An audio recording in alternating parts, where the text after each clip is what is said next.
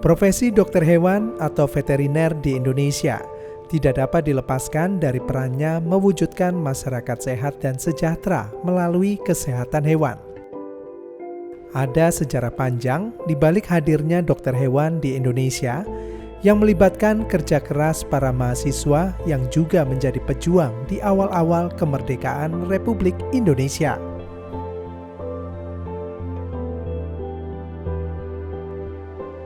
Djoko Pranowo, mantan dekan Fakultas Kedokteran Hewan UGM periode 1994-1997, menggali kembali ingatan sejarah berdirinya FKH UGM yang dulunya merupakan sebuah fakultas gabungan antara jurusan kedokteran hewan dan jurusan peternakan.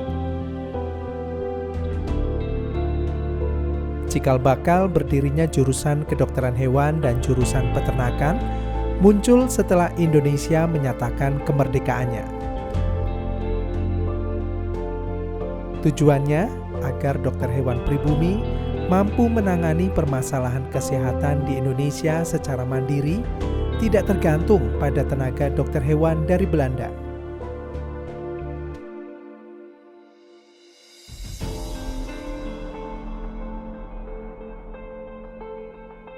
Ya, itu mulai dari pendirian pendidikan tinggi kedokteran hewan swasta di Klaten. Mahasiswanya adalah pejuang-pejuang, pemuda pejuang yang dari Bogor, dari sekolah dokter hewan. Kemudian mereka tidak mau kerjasama dengan Belanda dan banyak yang lari ke Klaten, jadi migrasi lah. Mereka kuliah di sana, praktikum di Klaten juga. Kemudian mereka juga bergabung dengan gerilyawan yang ada di Klaten, Solo, dan Jogja. Nah, itu mahasiswanya itu sangat aktif. Di antaranya adalah Profesor Sumarmo, waktu itu belum profesor ya, Sumarmo, kemudian Busono, Bambang Waruju,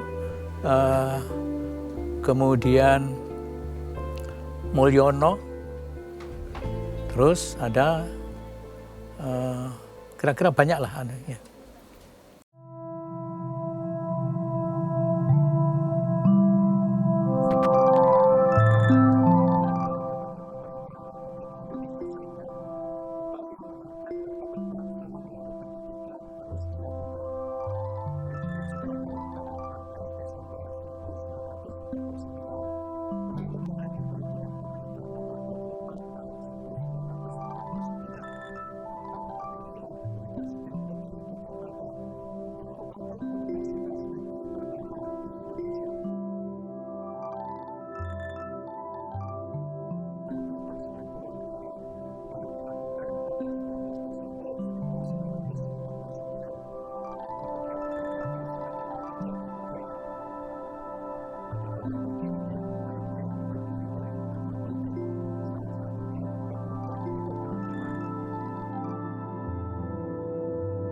Iya, jadi di Klaten itu ada pendidikan tinggi pertanian, pendidikan tinggi HESP, Hukum, Ekonomi, Sosial, Politik. Kemudian Fakultas Kedokteran, pendidikan tinggi kedokteran, dan pendidikan tinggi kedokteran hewan. Kemudian di Jogja itu ada Sekolah Tinggi Teknik. Nah, itu mereka bergabung, diangkat oleh Gajah Mada menjadi pilarnya Universitas Gajah Mada. Tapi namanya bukan universitas, masih Universiteit. Kemudian tanggal 19 Desember itu berdiri Universiteit Negeri Gadjah Mada. Dan fakultasnya juga fakultet namanya. Itu tahun 49, tahun 50 itu sudah berubah lagi menjadi Universiteit Negeri Gadjah Mada dan fakultet. Nah, di sini Fakultas Kedokteran Hewan menjadi Fakultet Kedokteran Hewan, masih fakultet dan masih kedokteran hewan. Kemudian ini berjalan sampai dengan tahun 55, itu ada PP nomor 10 tahun 55 yang mengharuskan perubahan nama universitas menjadi universitas. Sehingga Gadjah Mada menjadi yang sebelumnya adalah Universitas Negeri Gadjah Mada, Universitas Negeri Gadjah Mada menjadi Universitas Gadjah Mada, negerinya hilang. Nah, fakultasnya juga begitu, fakultas kedokteran hewan. Tapi pada waktu itu ada SK juga yang membagi kedokteran hewan menjadi kedokteran hewan dan peternakan. Itu berlangsung sampai dengan tahun 69 bulan November. Nah, baru berdiri pada 10 November berdiri Fakultas Peternakan. Kedokteran hewannya masih namanya kedokteran hewan, sama dengan aslinya. Jadi ini dipersiapkan untuk pembagian itu pada tahun 64. Instruksi dari Direktorat Jenderal itu membuat jurusan peternakan dan jurusan kedokteran hewan. Ada kepalanya. Kepalanya itu adalah kedokteran hewan Profesor Susanto. Di sini Dr. Hewan Suparjo. Ini berjalan sampai tahun 69. Kemudian pisah. Dr. Hewan Suparjo jadi dekan peternakan. Kemudian ada nama kantornya itu ruang kuliahnya itu ruang kuliah Suparjo di peternakan itu. Kemudian di sini dekannya berganti-ganti. Yaitu kemudian kita pisah antara kedokteran hewan dan peternakan. Tahun 1967 dengan lahirnya Undang-Undang Nomor 6 tahun 1967, yaitu Undang-Undang Pokok mengenai peternakan dan kesehatan hewan, memerlukan tenaga-tenaga terampil di dalam bidang produksi peternakan.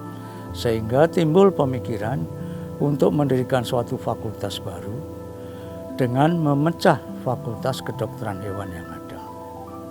Seperti kita ketahui, Prof. Suparwi pada tahun 1949 menamakan Fakultas Kedokteran Hewan itu sebagai Fakultas Kedokteran Hewan dan Peternakan. Dan itu sebenarnya diambil dari bahasa Belanda N. Itu artinya satu kesatuan kedokteran hewan dan peternakan.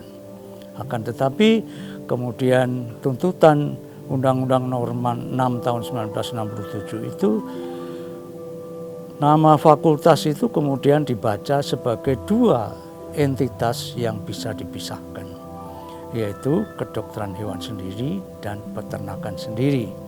Sehingga pada tahun 67 itu mulai dipikirkan dan mulai dilaksanakan penerimaan mahasiswa jurusan kedokteran hewan dan jurusan ilmu-ilmu peternakan.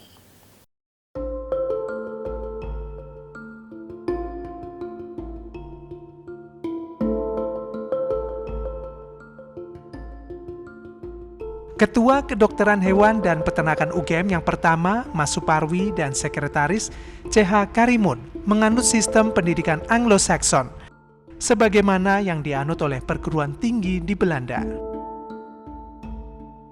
Ya, niru dari Belanda. Jadi Anglo-Saxon itu nanti bisa dipelajari. Anglo-Saxon itu di dalam buku yang saya buat mengenai sejarah itu ada Anglo-Saxon. Jadi kita masih mengikuti itu terus, sehingga pada waktu dokter hewan sampai tahun 64 itu masih dokter hewan adalah ahli peternakan. Sesudah mereka dicabangkan, dibagi dua, Itu ini ahli peternakan, ini dokter hewan medis. Tapi juga punya pengetahuan tentang peternakan. Sehingga juga banyak dokter hewan yang ikut kerja di peternak-peternak yang peternakan. Jadi tidak masalah. Ya, pada waktu itu berdiri Fakultas Kedokteran Hewan atau fakultet itu tidak punya apa-apa, tidak punya gedung. Kemudian ketua fakultas yang sekarang namanya dekan itu pinjam serambi yang ada di bawah tangga Sitinggil, Pagelaran itu. Di situ mulai dari ketua, kemudian sekretaris. Namanya tidak ada PD 1, 2, 3 tapi sekretaris. Jadi ketua fakultas, kemudian sekretaris. Itu ada di situ semua. Jadi mereka bekerja di situ di emperan itu. Kemudian ada gedung di Bintaran Lor nomor 22. Itu dipakai untuk laboratorium. Kemudian di Balapan Panggung. Itu di Balapan Panggung itu sekarang menjadi LPP. Itu ada laboratorium mikrobiologi, kemudian laboratorium susu, dan bagian itu adalah merupakan bagian dari bagian peternakan. Di situ ada